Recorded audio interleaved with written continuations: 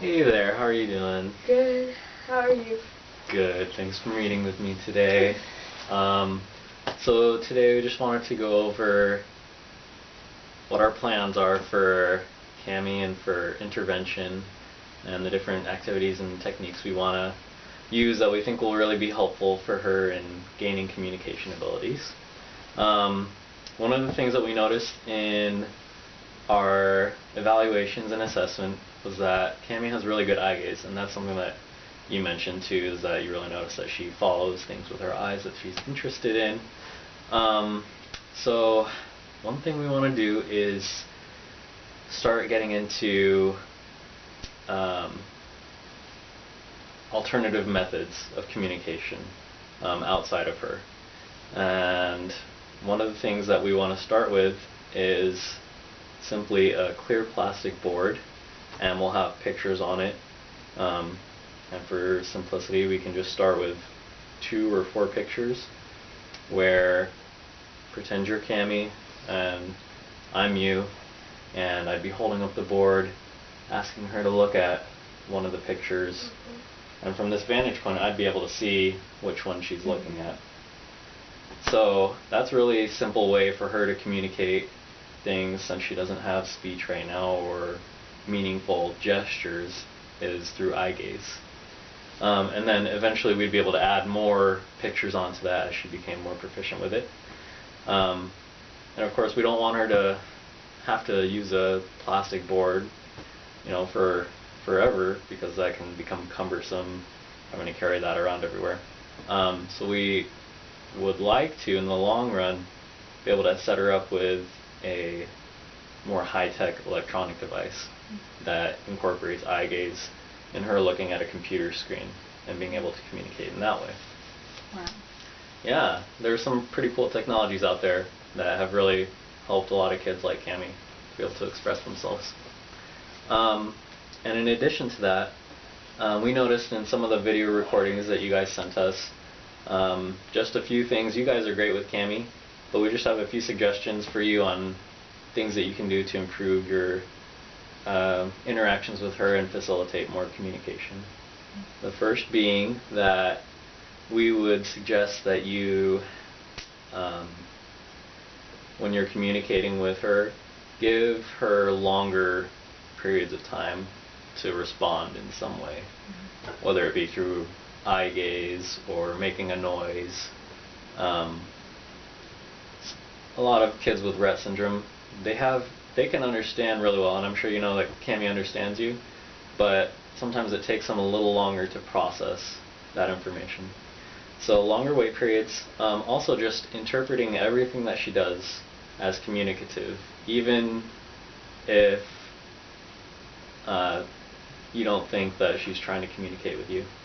Just interpreting that as communication from her and responding to her is really going to help her see that what she's doing is important to you. So those are just a few suggestions, and as we go along we'll talk more about different things that you guys can do. Do you have any questions for us about intervention plans or strategies? Well, for the AAC device, when she does that in the future, as she does it, will it be just individual words that she is able to say with it, or will she be able to form sentences? What's the extent that that goes to? Yeah, great question.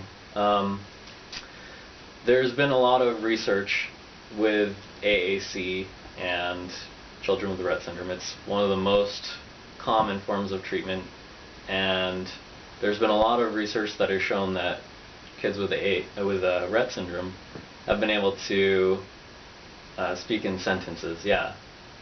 So we're obviously going to start off simple with words, and then as she gets better and better with it, she'll be able to say sentences and longer stretches of speech.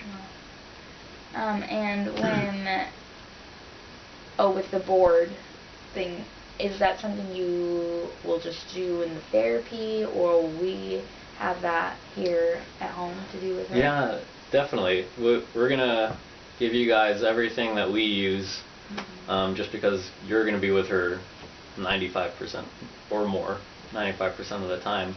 And we're only with her for a tiny bit every week. So, yeah, definitely.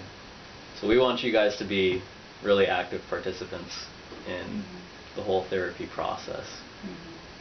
And with I'm sure you'll like show us how and things like that, but I guess I was just wondering about, like, is there certain situations that you would specifically want us to use the board in? I mean, I guess it's probably good to use it, you know, in anything, play or whatever, but is there certain things that it's specifically helpful? Or I guess, like, in any sort of question that we present to her, we can use that if we have. Yeah, I guess you can. That's a good question, because you don't want to have to use it, you know, every single time that you're interacting with her. But I think when you think about times of day that you have maybe familiar routines with her, like going to bed or getting dressed in the morning or at mealtime, and then maybe the pictures on the board could represent certain stages of those activities, and having her simply go through what she's going to do next in that time of day. So yeah, we don't want to cause a burden and make you do anything extra, but using it in normal routines. And I guess there's probably lots of times you don't need to use the board. Like if she's getting dressed or something, I could just be like, do you want to wear this or this? Yeah. Then I'll be able to see what she's looking at, obviously. Right. Yeah, obviously you'll be able to use eye gaze with a lot of different things. But I guess for more structured conversation, then you'd want to introduce that. Thank you. Great, thanks.